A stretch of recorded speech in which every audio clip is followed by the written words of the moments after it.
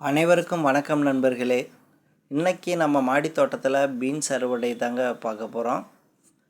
நான் இதுக்கு முன்னாடி பீன்ஸ் பயிரிட்டது இல்லை.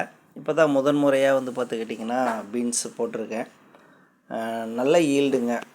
நிறைய காய்கள் பூக்கள் எல்லாம் வச்சு நமக்கு நிறைய ஈல்டு கொடுக்குது. நீங்கள் பீன்ஸ் பார்த்துக்கிட்டிங்கன்னா பயிரிடுறீங்க மாடி தோட்டத்தில் அப்படின்னா ஒரு டப்புக்கு ஒரு விதை போட்டால் போதுமானதுங்க. ஒரு செடியே பார்த்திங்கன்னா ஒரு டப்பு முழுக்க வந்துடும். அவ்வளவு பறந்து விரிந்து வளரக்கூடிய தாவரம் தாங்க பீன்ஸு. இந்த பீன்ஸு செடி பார்த்திங்கன்னா கொஞ்சம் நிழல் பாங்கான இடத்துல இருந்துச்சுன்னா நல்ல விளைச்சல் கொடுக்குது. சரிங்களா? மாடி தோட்டத்துக்கு ஏற்ற பயிர் அப்படின்னா நான் பீன்ஸு தாங்க சொல்லுவேன்.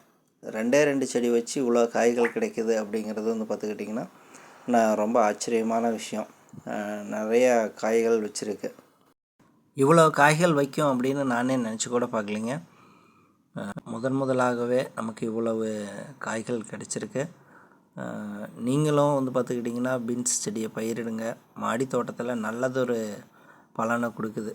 காய்கள் நமக்கு போதுமான காய்கள் கிடைக்குது. காய்கள் சுவையாகவும் இருக்குது. நம்ம ரசாயன உரங்களை பயன்படுத்தாமல் பயிரிடுறதுனால நமக்கு காய்கள் சுவையாகவும் இருக்குது.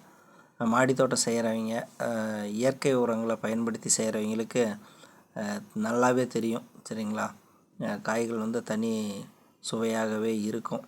கொஞ்சம் கெட்டியாகவும் இருக்கும். மற்ற பீன்ஸில் பார்த்துக்கிட்டிங்கன்னா பறித்து ஒரு நாள் 2 நாள் வச்சிங்கனாவே கொஞ்சம் கொல கொலன்னு இருக்கும். இது பார்த்துக்கிட்டிங்கன்னா கொஞ்சம் கெட்டியாகவே இருக்கும். நம்மக்கிட்டேயே வளர்ந்து வர்றதுனால நல்லதொரு பலனை தருது. சரிங்களா?